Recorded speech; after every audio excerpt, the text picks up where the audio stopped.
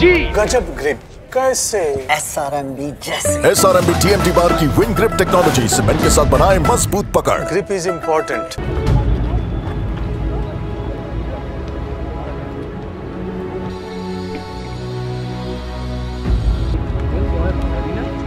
নমস্কার দর্শক বন্ধুরা, এক্সট্রা টাইম বাংলায় আপনাদের সকলকে স্বাগত। আমি সব্যসাচী রয়েছি যুবভারতী ক্রীড়াঙ্গনের প্র্যাকটিস গ্রাউন্ডে এবং অনুশীলন কিন্তু কভার করলাম আজকে ইস্ট বেঙ্গলের। গত দুদিন তার ছুটি কাটিয়ে কিন্তু এবার জামশেদপুর এফসির বিরুদ্ধে ম্যাচের জন্য কিন্তু একদম পুরো দমে প্রস্তুতি সারছে। আর অবশ্যই আজকের দিনটা অর্থাৎ সোমবার আজকের দিনটায় শুরুতেই ইস্টবেঙ্গল সমর্থকদের জন্য একটা বড় খবর এসেছে যে কার্লোস কোয়াদ্রা তিনি হেড কোচের পদ থেকে পদত্যাগ করেছেন এবং তার পরিবর্তে অন্তর্বর্তীকালীন দায়িত্ব সামলাবেন বিনো জর্জ।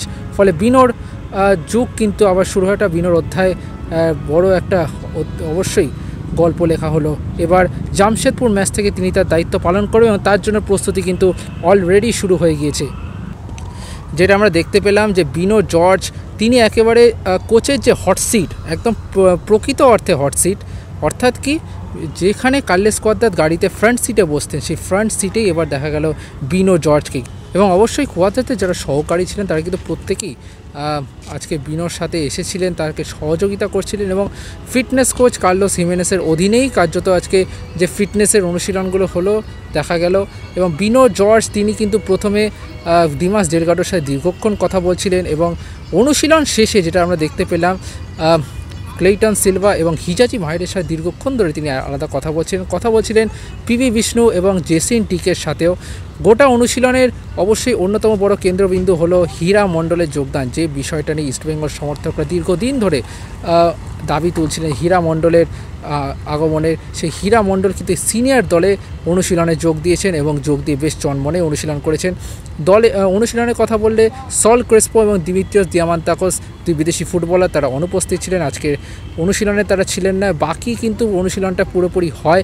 প্রথম দিনে অনুশীলন দুই প্রান্তে সিচুয়েশন প্র্যাকটিস থেকে শুরু করে শুটিং প্র্যাকটিস এবং ফিটনেস সমস্ত কিছুই কিন্তু আজকে করা হয়েছে। পুরো দলটাই আজকে পুরো দল অনুশীলন করেছে এবং বিনো জর্জ তাই কিন্তু এক জায়গা থেকে প্রত্যক্ষভাবে লক্ষ্য করা গেছে যে তিনি পুরো অনুশীলনটা দেখছেন। প্রথম দিনের অনুশীলন নিঃসন্দেহে বিনো জর্জ হেড কোচ হিসেবে তার মনে একটা আলাদা আনন্দ তো রয়েছে, কিন্তু তার সাথে কিন্তু চাপও রয়েছে, কারণ দলটার নাম ইস্টবেঙ্গল এবং জামশেদপুর ম্যাচ একই ইস্টবেঙ্গল পরপর 3টে ম্যাচ হেরেছে, সেখানে দাঁড়িয়ে কিন্তু বিনো জর্জের কাছে একটা দায়িত্ব থাকবে এই বিষয়টাকে ঘুরিয়ে দাঁড়ানোর।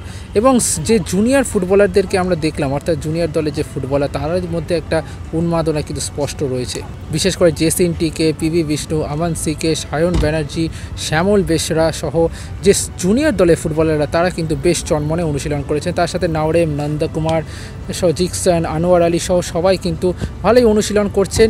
এবং আজকের অনুশীলন দেখতে কিন্তু উপস্থিত ছিলেন ইমামি কর্তা বিভাস বর্ধন আগরওয়াল।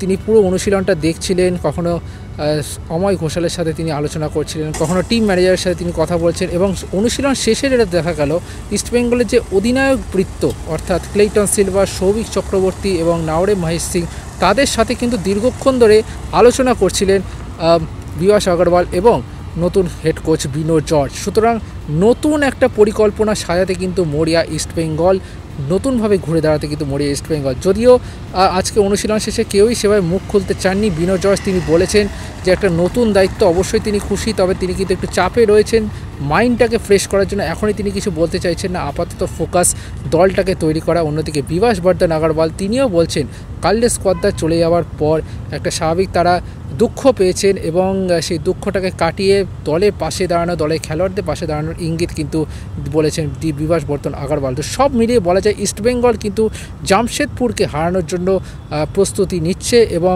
ঘুরে দাঁড়ানোর পথে বিনো জর্জের ছেলেরা।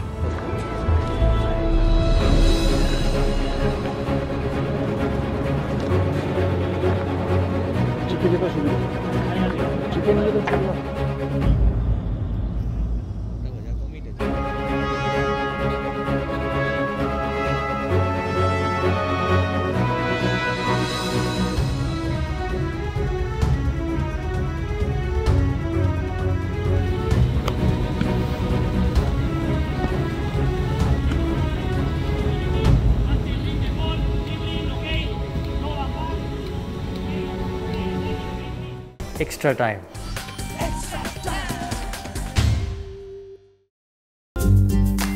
লেটেস্ট নিউজ আর এক্সক্লুসিভ ভিডিওর সঙ্গে আপডেট থাকতে এখনই সাবস্ক্রাইব করুন আমাদের ইউটিউব চ্যানেল। বেল আইকনে ক্লিক করতে ভুলবেন না যেন।